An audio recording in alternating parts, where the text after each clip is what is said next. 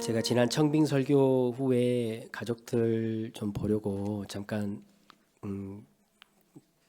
다녀왔었는데요. 거기서 이제 청빙을 위해서 교회가 다 같이 함께 금식하고 기도한다라는 소식을 들었습니다. 그 소식을 듣고 나주혁신장로교회 모든 성도들이 주님의 몸된 교회를 얼마나 사랑하는지, 주님의 몸된 교회에 얼마나 진심인지를 다시 한번 확인할 수 있는 시간이 되었습니다. 그 말은 다른 말로 하면 제가 엄청 부담스럽다라는 말입니다. 여러분이 금식 기도까지 하셨다면 저는 도대체 더 이상 뭘 할 수 있을까요? 아무튼 모든 것이 하나님께서 하신 일이라 우리가 또 신뢰하고 순종하고 제가 여기서 저 개인적인 이야기를 드릴 자리는 아닐 것 같으니 오늘 그 좀 두려움과 부담감을 가지고 오늘 함께 말씀 앞에 서면 좋겠습니다. 오늘 말씀을 함께 듣겠습니다. 이스라엘 백성들이 이집트를 탈출한 광야 40년의 이야기를 우리가 너무나 잘 압니다. 출애굽기 읽어보면 이 백성들이 진을 쳤던 곳이 한 42군데 정도 됩니다. 40년 동안 42군데의 진을 쳤으면 평균 한 1년에 한 번씩 정도 진을 쳤다 뜯었다 옮겨 다닌 거겠죠. 또 다른 표현으로 하면 광야의 40년 동안 40번의 훈련 코스가 있었다라고도 우리가 볼 수 있습니다. 때로는 마라와 같은 고통의 때가 있었고 엘림이라는 오아시스의 풍성함도 있었습니다. 만나와 메추라기가 내렸을 때는 하나님께 너무나 감사하고 찬양할 때가 있었고 때로는 만나와 메추라기를 향해서 이 하찮은 것이라라고 말할 때도 있었습니다. 이스라엘 백성들은 하나님의 인도를 받고 아주 급하게 움직일 때도 있었습니다. 오후에 진을 쳐야 되는 장소에 도착했다가 200만 명에 달하는 모든 사람들이 진을 힘들게 치고 성소를 세우고 그 다음날 아침에 바로 또 출발을 해야 되는 경우도 있었습니다. 얼마나 힘들었겠습니까? 곧바로 직진으로 가도 될 길을 하나님께서는 가끔씩 빙 둘러서 가게도 하셨습니다. 어쩔 때는 가나안 땅을 바로 앞에 두고 있기 때문에 몇 번만 올라가면 금방 입성을 할 수 있을 것 같음에도 불구하고 가데스 바네아라는 곳에서는 수년간을 머무르게 하시기도 하셨습니다.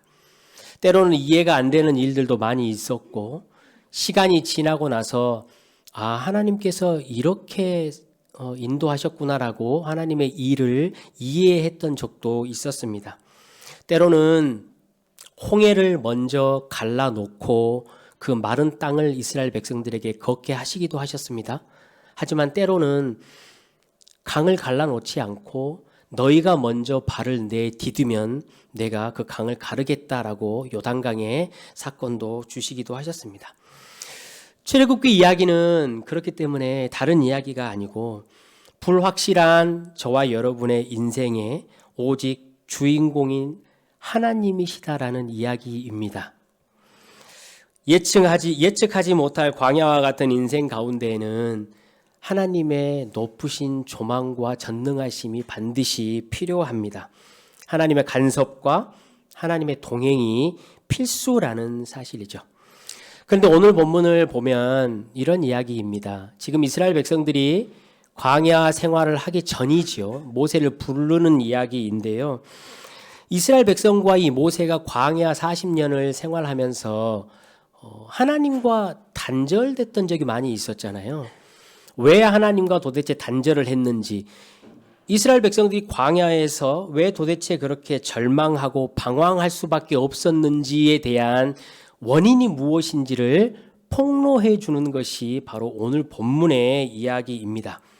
그래서 광야를 걷기 전에 혹은 광야 중에 있을 때라도 저와 여러분이 반드시 먼저 기억해야 될 일, 해야 될 일이 있다라는 것을 우리에게 오늘 알려줍니다.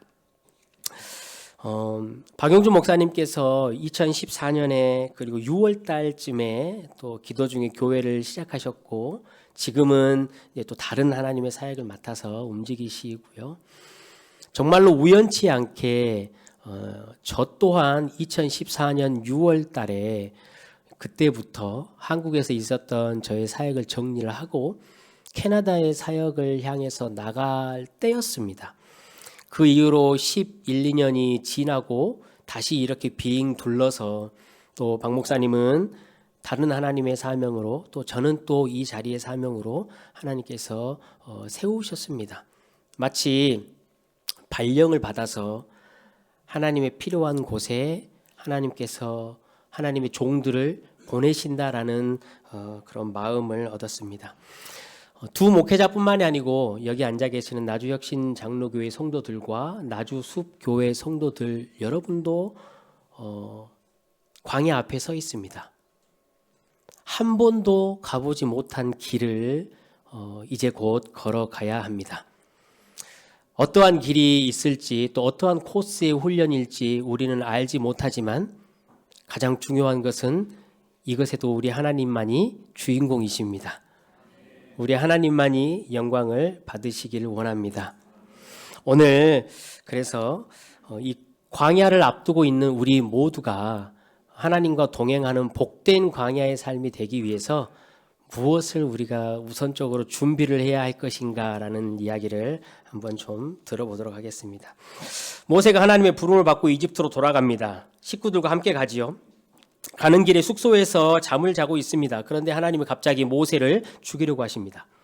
정말로 이해하지 못하는 일이죠. 오늘 본문 앞서 이야기들이 무슨 이야기냐면 하나님께서 떨기나무에 불을 지펴서 모세에게 나타나셨어요. 모세를 부르신 거예요. 사명을 맡기시고 여러 가지 기적과 이적을 보여주셨어요. 그러면서 모세를 설득하시죠. 너가 가서 내 백성들을 구원해 냈으면 좋겠다라는 사명자로 부름을 받았어요. 모세가 사명자뿐만이 아니고 모세가 그때 당시에 마음의 심령은 굉장히 낮고 가난한 상태에 있었어요. 하나님이 불렀을 때 모세가 이렇게 말하죠. 주님, 내가 누구이기에 하나님을 대신해서 이스라엘 백성들을 구원할 수 있습니까? 라고 말을 해요. 원래 모세는 이집트의 왕자였어요. 이집트 왕궁에서 40년을 생활하면서 자기 자신이 얼마나 힘이 있고 권세가 있는지를 자기 스스로도 자랑했던 자였어요. 그래서 이스라엘 백성들을 돕기 위해서 이집트 백성들을 자기 힘으로 쳐 죽이는 일이 있었죠. 그 40년의 힘이 있을 때는 하나님의 부르심을 받지 못했지만 광야로 도망가고 40년을 살면서 모세는 아주 가난하고 낮은 심령이 되어 있었던 거예요. 그러면 여러분, 하나님이 부르셨고 떨기나무와 같은 모세를 사용하시겠다고 하셨어요. 사명을 주셨고 모세 또한 굉장히 겸손하고 낮은 상태에 있었어요. 그래서 하나님의 사명을 감당하고 광야길을 걸어가기에 아주 준비가 잘 돼 있는 것처럼 보였죠. 그럼 도대체 왜 하나님은 모세를 죽이려고 하셨냐라는 거예요. 뭔가가 하나님의 입장에서 아직 준비가 되지 않는 것처럼 보이기 때문이죠. 할례 문제였어요. 할례는 유대인들 아이들이 태어나면 8일 만에 그 성기의 포피를 베어가지고 종교적 의식을 치르는 거예요. 오늘 본문을 잘 보면요. 그런데 단순히 할례라는 종교적인 의식을 안 했기 때문에 하나님이 죽이려고 한 것은 아니에요. 25절 본문을 우리 같이 한번 읽어보겠습니다. 시작.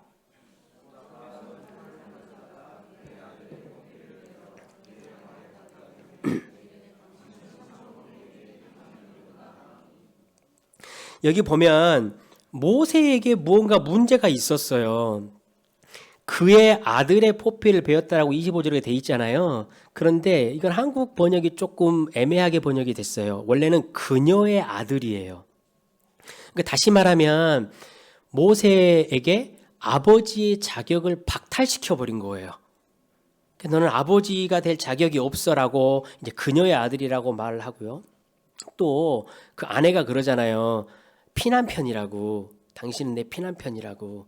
근데 이게 좀 어투가 부드럽게 들리지만 지금 어투로 하면요, 남편이 아니라 왼수네 이 말이에요. 네. 정확한 것 같죠? 저도 그런 이야기를 가끔 들어요, 제 아내에게. 봐보세요, 여러분. 모세에게 그러면 무슨 문제가 있었냐면요, 두 아들들과 함께 지금 이집트로 돌아가거든요. 근데 한 아들만 할례를 해요. 그러니까 한 아들은 이미 할례를 했는데 한 아들을 할례를 하지 않은 것이 이 둘째 아들이에요. 학자들이 거기에 동의를 하거든요. 근데 여러분, 오늘 성경에도 보면 모세가 아내와 자식들을 나귀에 태웠다라고 말하잖아요. 둘째 아들은요, 늦둥이였어요. 그래서 엄마가 아이를 안고 나귀를 타고 가야 될 정도의 늦둥이였다라는 거죠. 첫째 아들의 이름이요, 게르솜이었어요. 게르솜은 내가 타국에서 나그네가 되었다라는 말이에요. 첫째 아들을 할례할 때는요, 이 모세의 마음이요, 굉장히 가난한 심정이었어요. 도망 와가지고 광야에서 생활하면서 하나님만 의지할 길 없습니다라고 자기의 첫째 아이를 할례를 시킨 거예요. 이스라엘 백성들이 할례를 시키는 것은 하나님에게 생명이 있습니다를 선언하는 거예요. 그것을 자기 몸에다가 새기는 거죠. 하나님만이 내 힘이시고 하나님만이 내 인생의 주인공이십니다라고 고백하는 거예요. 그러니까 지금 모세가 첫째 아이를 가졌을 때는요, 하나님 앞에 굉장히 가난한 심령으로 하나님의 도우심을 구했어요. 그러면 자기 아내 십보라에게 설명을 하면서 할례를 했겠죠. 왜냐하면 미디안 광야로 도망가서 사는 미디안 제사장의 딸이니까요. 원래 미디안 광야나 이런 이방 민족들도 할례가 있지만 성인이 돼서 청년에 입적할 때 성인식으로 치르는 할례지 유아 때 8일 됐을 때 취하는 할례는 없어요. 같이 할례를 행하면서 이 설명을 했겠죠. 내가 지금 할례를 행하는 것은 우리 하나님에게 우리의 모든 생명을 맡기는 것이야. 이 십보라는 그 할례에 설명했을 때 의미를 알았을 거예요. 왜냐하면요, 그 할례를 처음 받은 사람이 누구였죠? 아브라함이었잖아요. 아브라함의 후처가 그두라예요. 그두라의 후손이 바로 이 미디안 족속들이에요. 그러니까 모세가 유아 할례를 행할 때 이렇게 할례를 하면서 하나님의 이야기를 했을 때 이 십보라는 맞아, 내가 그것을 들은 적이 있었어라고 그것을 받아들였을 거예요. 첫째는 할례를 행했어요. 둘째는 할례를 행하지 않았어요. 이름은 엘리에셀이었어요. 출애굽기 18장 4절에 가면요, 자기 아들 엘리에셀의 이름을 설명하면서 모세가 이렇게 말을 해요. 나의 하나님이 나를 도우사 바로의 칼에서 구원하셨다라고 말해요. 아니, 나의 하나님이 나를 도우셨다라고 하는데 왜 할례를 행하지 않고 왜 하나님에게 자기의 신앙을 고백하지 않았을까? 살만해져서 그래요. 자기가 평생에 두려움을 느꼈던 바로 왕이 죽었어요.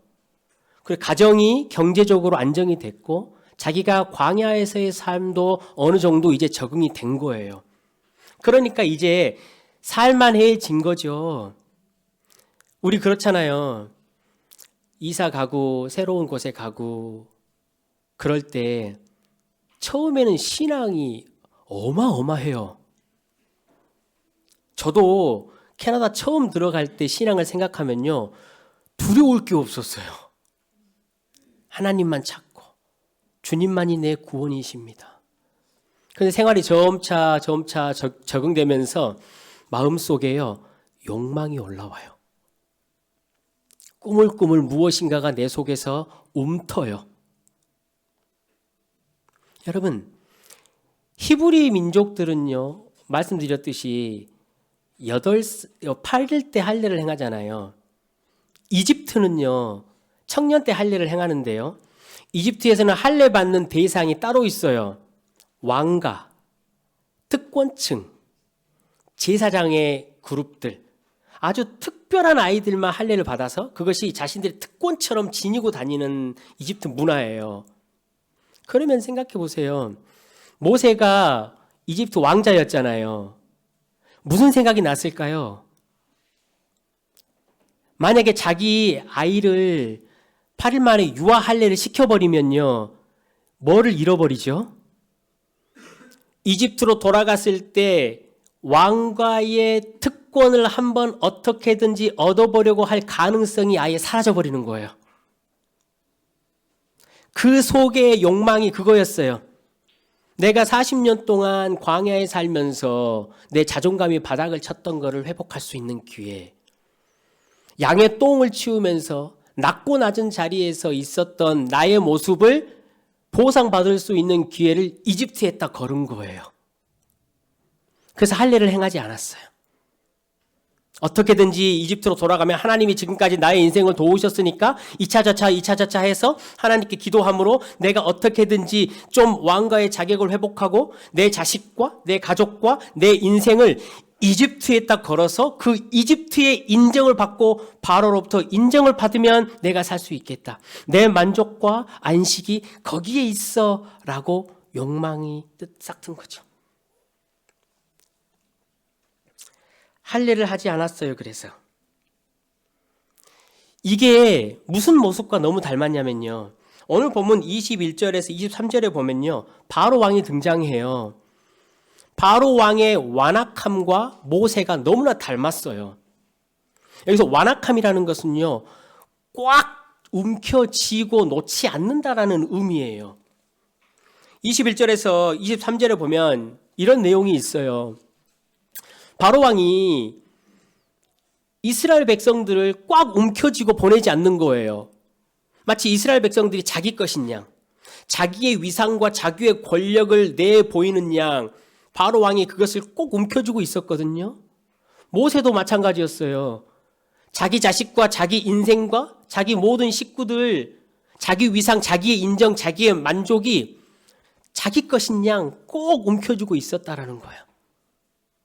지금 모세는요, 바로와 이집트라는 우상에서 이스라엘 백성들을 구원하러 가고 있는 중이에요. 그런데 모세의 저 깊이에는 뭐가 숨어 있었죠? 이미 바로와 이집트의 우상이 숨어져 있었던 거예요. 이집트와 바로는 오히려 나아요. 대놓고 우상 숭배하잖아요. 근데 모세의 우상 숭배는 너무 교묘했어요. 겉으로 보기에는 자기의 자식의 이름을 엘리에셀이라고 지으면서 하나님이 나를 도우셨다라고 이야기를 하지만, 그리고 하나님의 지팡이를 손에 들고 있었지만 저 심령 가운데 깊숙이에는 우상을 꼭 움켜쥐고 놓지 않고 있었다라는 거예요. 이집트의 인정만 받으면 돼. 광야의 삶이 힘들어지는 이유가 여러분 거기 있어요. 하나님과 광야에서 단절돼 버린 이유가 거기 있어요. 우리가 그 숨겨진 우상을 꼭 붙들고 있을 때 성령께서 근심하셔요. 모르실 것 같지만 우리를 다 아시잖아요. 우리 인간은 반드시 무엇인가를 예배하는 존재입니다. 숭배하면서 삶의 의미를 찾기 때문에 그래요. 예배의 대상은 당연히 이런 거겠지요. 나에게 기쁨을 주리라고 생각하는 것, 나의 희망이 되리라고 생각하는 것, 나에게 만족과 인정을 주리라고 생각하는 것, 나의 가치를 내보일 수 있는 그런 것을 위해 우리 인생들은 살아가요. 예수님께서도 우리에게 그래서 항상 그렇게 말씀하셔요. 너희 인생들은 두 주인 사이에서 살아간다 그래요. 예수님이든지 아니면 만몬을 따라 살아가든지 누구에게든지 자기를 내어주는 자의 종이 되어 살아간다라고 이야기를 해요. 우리가 하나님의 영광을 인정하고 하나님을 즐거워하고 그 안에서 안식하며 기쁨으로 살든지, 아니면 우리의 불의로 진리를 누르면서 상실한 마음과 욕심과 정욕으로 살아가든지. 그런데 잘 살펴보면요, 저와 여러분의 심령 깊숙이 숨어져 있는 우상의 깊은 뿌리, 진짜 대장 우상이 따로 있어요. 그게 뭐냐면요, 자기 신화예요. 자기 신화. 자신. 다른 사람들에게 인정받으려는 것. 다른 사람들과 비교 우위에서 내 가치를 증명하려는 것. 다른 사람들의 부러움을 받아서 내가 숭배를 받고 싶은 것. 우리 젊은이들은 SNS 예배당에서 열심히 예배를 드려요. 좀 누가 나를 알아주면 좋겠다.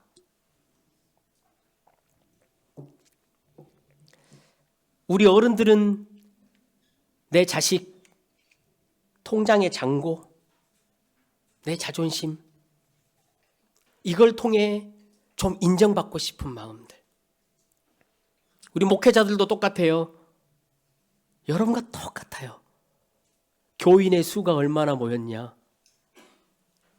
내가 얼마나 많은 책을 가지고 있냐? 내 사역이 얼마나 화려했냐? 그것으로 인정받고 자신의 가치를 비교 우위에 두는 거죠. 어떤 교회에서는 보니까 성도들에게 등급을 매기더라고요. VVIP. 목회자가 그 성도에게 인정받고 싶어서 안달하고 그 성도들 또한 자기가 VVIP니까 목회자에게 사람들에게 인정받으면 좋겠다. 우리는 그렇게 살아가죠. 인정받으려고 참 애써요. 못 받으면 더 자극적으로, 못 받으면 더 집착하고, 인정받고 있던 것들을 잃어버리면 무기력해지고 황폐해지기도 해요. 나보다 나은 사람을 만나면 시기와 질투가 나고 박탈감 때문에 아무것도 하기 싫은 마음이 우리 속에 일어나죠. 나보다 못한 사람이라고 생각되는 사람을 만나면 거기에서 마음에 안심이 와요. 그러면서 우리는 우쭐하고 우리는 그 사람을 무시하기도 해요. 오늘 저와 여러분의 심령을 잘 살펴보면 우리 속에 시기와 질투가 끊이지 않을 때가 너무 많아요. 우리 속에 불안하고 무엇인가를 내가 지금 만족함 없이 막 쫓아가고 있는 그런 마음도 있을 거예요. 어떤 분은 저 사람이 진짜로 이렇게 용서가 안 되네. 이런 분도 있으실 거예요. 그러면서 우리는 성도이기 때문에 그 마음에 불편함이 있다는 걸 너무 잘 알아요. 불편함이 있지요. 성도인데. 그래서 하나님께 기도해요. 하나님, 내가 시기 질투 안 나게 해주세요. 하나님, 내가 저 사람 용서하게 해주세요. 내가 무엇인가를 쫓아가지 않게 해주세요. 은혜가 필요합니다. 하나님, 저는 떨기나무와 같은 자일 뿐입니다. 라고 기도해요. 그런데 그 기도가 응답이 안 될 때가 훨씬 많아요. 그냥 하나님에게 와가지고 하나님, 나 저 사람 용서하게 해주세요. 하나님 마음을 안 주시네. 그럼 됐지 뭐. 하나님 시기질투 안 나게 해주세요. 하나님 기도했는데 응답을 안 해주시네. 그럼 됐지 뭐. 여러분, 왜 그 기도가 응답이 안 되냐면요, 우리 속에 우상이 있기 때문에 그래요. 한번 잘 돌아보세요. 자기 신화, 자기를 인정해주지 못하는 상대방에 대해서 용서가 잘 안 되는 거예요. 저 사람이 내 가치를 무시했어. 저 사람이 나를 인정하지 않았어. 내가 이것을 가져야 돼. 그래야 시기가 없어질 거야. 여러분, 곰곰이 앉아서 생각해 보세요. 우리 속에 우리가 은밀하게 숨겨놓은 자기 우상이라는 것을 완악하게 꼭 붙들고 있기 때문에 그 하나님의 응답이 우리에게 오지 않는 것이죠. 잠시 캐나다 있는 동안에 제 20년 지기 캐네디언 친구가 있는데요. 아버지가 갑자기 돌아가셨어요. 그래서 함께 위로하고 장례를 치르고 운구를 하고 이제 제가 돌아올 때 그 친구를 만나서 식사를 좀 하려고 약속을 잡았어요. 20년 동안 이제 캐나다에서 교제를 하고 또 생활을 했기 때문에 제가 가는 식당이 딱 정해져 있어요. 그러니까 둘은 말하지 않아도 시간만 잡으면 거기로 가는 거예요. 근데 그날은 제가 이 친구가 한국 순두부찌개를 참 좋아해요. 그래서 위로도 할 겸 가던 식당을 옮겼어요. 우리 여기 순두부찌개 맛있는 거 있는데 내가 대접할 테니까 가자라고 가고, 약속을 원래 했던 시간보다 제가 30분 당겼거든요. 좀 빨리 갔으면 좋을 것 같아서. 물론 뭐 결국은 그 친구가 늦게 와가지고 원래 약속했던 시간에 만났지만, 식당에 도착해가지고 그날 햇볕이 참 좋아서 제가 이렇게 그 식당 앞에 벤치에 딱 이렇게 앉아 있었는데요. 건너편 횡단보도에 한 권사님이 딱 서 계시는 게 보이는 거예요. 그 권사님이 어떤 분이시냐면, 제가 캐나다에 생활할 때 청년 때부터 봤고 신학을 하고 전도사 과정을 거치고 부목사하고 했던 이 모든 과정을 보고 항상 응원해 주시고 항상 격려해 주시고 항상 칭찬해 주시던 권사님이세요. 근데 제가 교회를 개척하면서 6, 7년 동안은 못 봤거든요.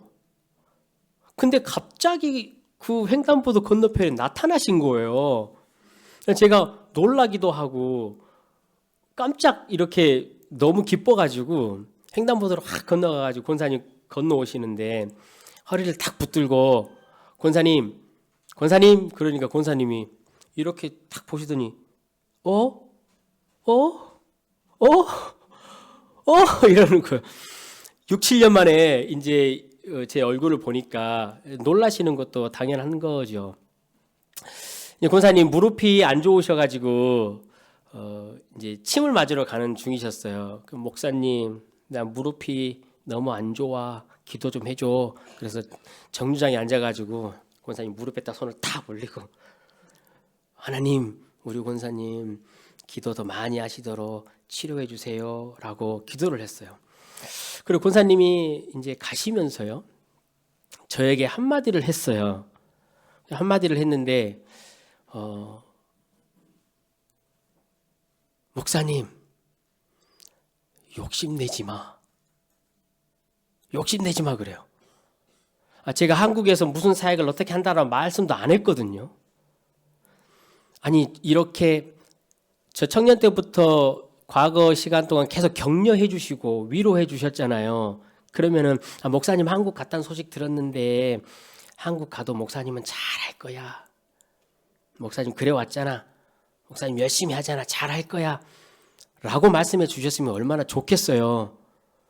그런데 가시면서 목사님 욕심내지 마. 욕심내지 마. 버스에 딱 타셔가지고도요.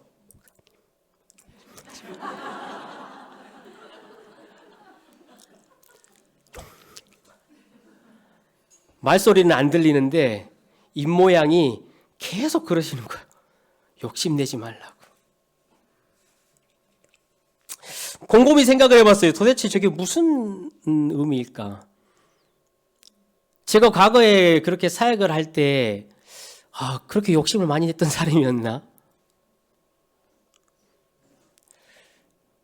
내가 인정받으려고 냈던 열심이었던가? 내 가치를 입증하기 위해서 내가 그렇게 공부하고 했던 것인가? 물론 그런 게 있었죠. 근데 그 권사님이 그 말씀을 하셨을 때 그런 느낌이었어요. 아브라함에게 찾아왔던 3명의 방문자 있잖아요. 아무것도 없는 곳에서 갑자기 3명이 나타나가지고 아브라함에게 메시지 던지고 그냥 가잖아요. 권사님이 그러신 것 같았어요. 갑자기 어느 하늘에서 떨어지듯이 오셔가지고 목사님 욕심내지 마 하고 가신 거예요. 오기 전까지 계속해서 고민하고 비행기에서도 생각해봤어요. 무슨 의미일까 이것이. 그러면서 제가 과거에 사역했던 것들을 쭉 둘러보니까요, 더 답을 알겠더라고요. 목회를 하면서 여러분 힘든 적이 많이 있었죠. 어려운 적이 많이 있었죠. 저는 그때마다 이런 환경이 좋지 않고 이런 환경이 맞지 않아서라고 생각했어요. 이 성도 때문이라고 생각했어요. 저 성도 때문에 내가 이렇게 힘든 목회를 하고 있다라고 생각했어요. 그런데요, 돌아보니까 그게 아니에요. 나 때문인 거예요. 내가 사람들에게는 보이지 않고 내 손에 하나님의 지팡이를 들고 있었지만 내 모든 것은 엘리에셀이라고 하나님이 나를 여기까지 도우셨다라고 말했지만 깊은 심령 가운데에는 나의 우상이 있었던 거예요. 그것 때문에 힘들었던 거예요. 그것 때문에 하나님과 단절이 오고 그것 때문에 광야 같은 인생에 방황을 하고 고통스러웠던 거예요.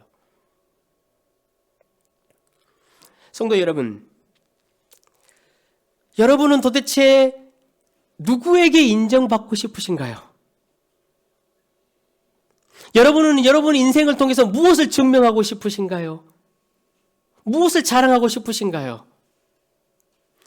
꼭 기억하십시오. 우리는 이미 인정받은 사람들입니다.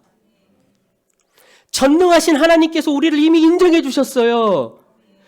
위대하시고 아름다우시고 선하시고 세상에 비길 것 없이 영광스러운 하나님께서 저와 여러분의 인생을 보면서 인정해 주셨다고요. 그냥 인정한 수준이 아니고요. 우리가 비록 연약하고 나약하고 날마다 넘어지지만 쓰러지지만 야, 너는 내 아들이야. 너는 내 아들이야라고 인정을 해주셨어요. 우리가 그 인정해 주신 하나님의 약속을 못 믿을까 봐 우리에게 친히 성령을 보내셨어요. 성령을 보내셔서 우리에게 도장을 딱 찍으시고 야, 내가 너에게 인정한다라고 내 아들이라고 말했던 이 말을 절대 나는 변개시키지 않을 거야. 하늘이 무너지고 땅이 무너질지언정 나는 이 말을 절대 바꾸지 않아 라고 인정해 주셨어요.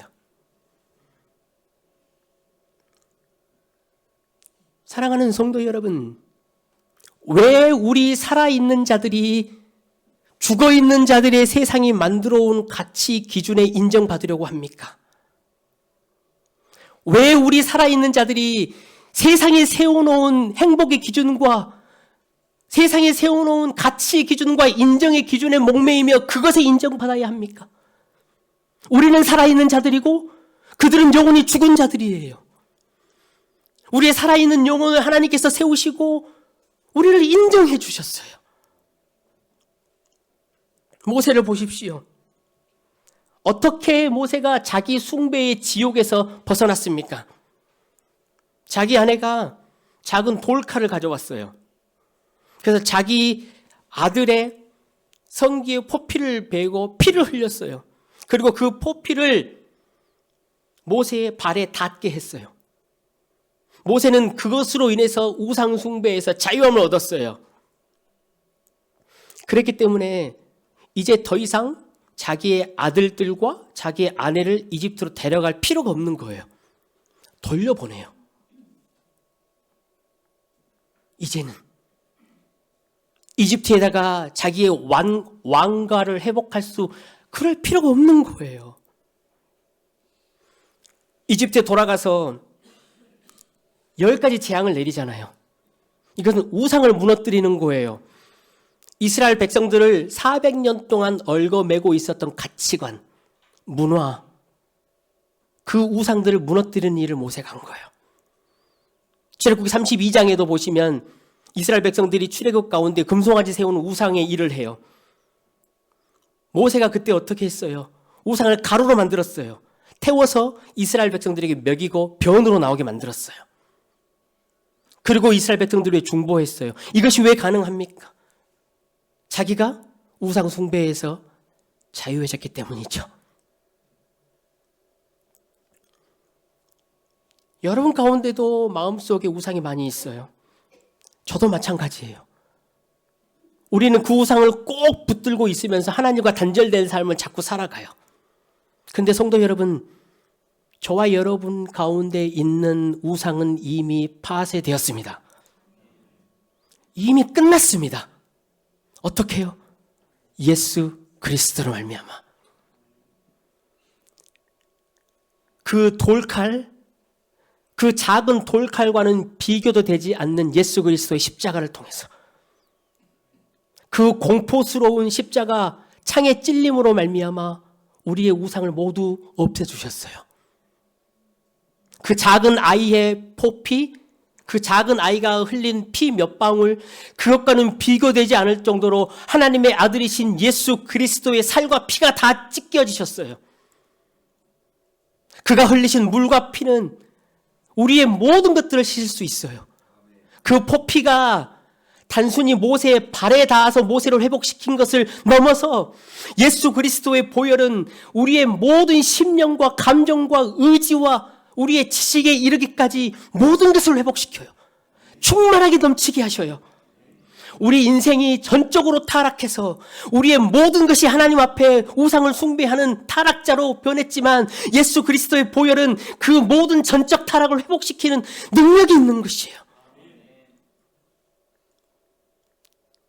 예수 그리스도께서 십자가에 죽으시고 부활하셨다는 그 사실 자체만으로 우리의 모든 가치가 입증되었어요. 우리가 얼마나 소중한 자인지 인정받았다라는 거예요. 이제는 더 이상 우리가 무엇을 하는 게 아니에요. 주님이 다 이루셨다라고 말씀하셨어요. 우리에게 말씀하시는 것이지요. 너의 인생은 존귀하다. 너의 인생은 너무나 귀하다. 그렇기 때문에 너가 너 자신을 입증하는 데 시간 투자하고 살지 말아라. 너 가치를 인정하려고 애쓰지 말아라고 말씀하시는 거예요. 예수 그리스도의 핏값에 맞는 존귀함과 예수 그리스도의 핏값에 맞는 위험 있는 삶을 살라라고 우리를 부르신 것이지요. 소금과 빛으로 예수 그리스도의 길을 따라서 영광 되신 우리 하나님의 영광을 위해서 우리의 삶을 보내라라고 말씀하시는 거예요. 사랑하는 성도 여러분, 이제 우리가 광야의 길을 내었으면 좋겠어요. 함께. 나주혁신 장로교회와 나주숲교회가 광야의 길을 내는 교회가 되기를 주님의 이름으로 축원합니다.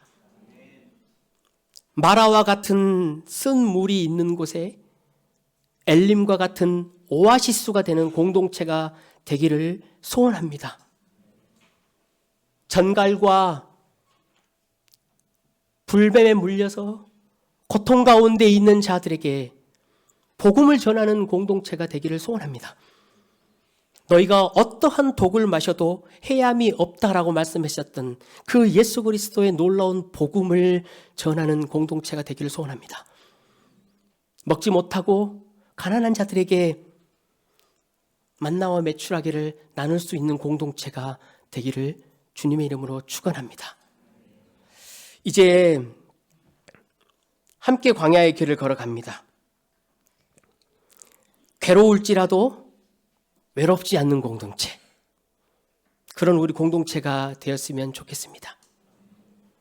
즐거워하는 자와 함께 즐거워하고 우는 자와 함께 우는 공동체, 그런 공동체가 되기를 또 소원합니다.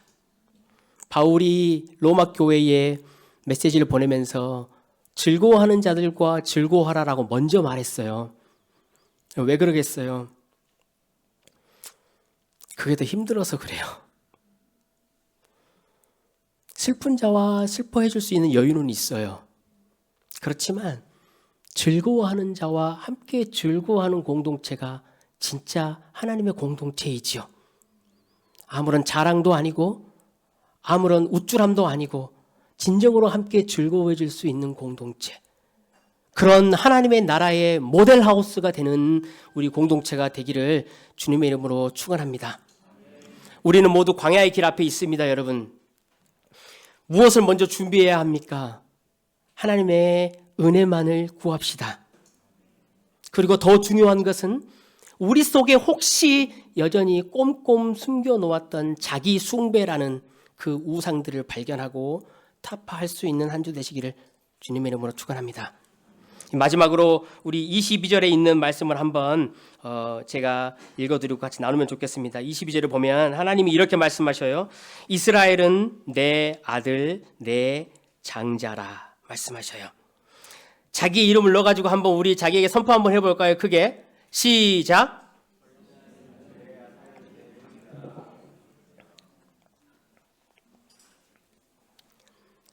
다 둘째, 셋째들만 계시는가? 우리 다시 한번 우리 스스로에게 믿음으로 한번 이야기해 봅시다. 자기 이름을 넣어서 시작. 전종영은 하나님의 아들이고 하나님의 장자이다.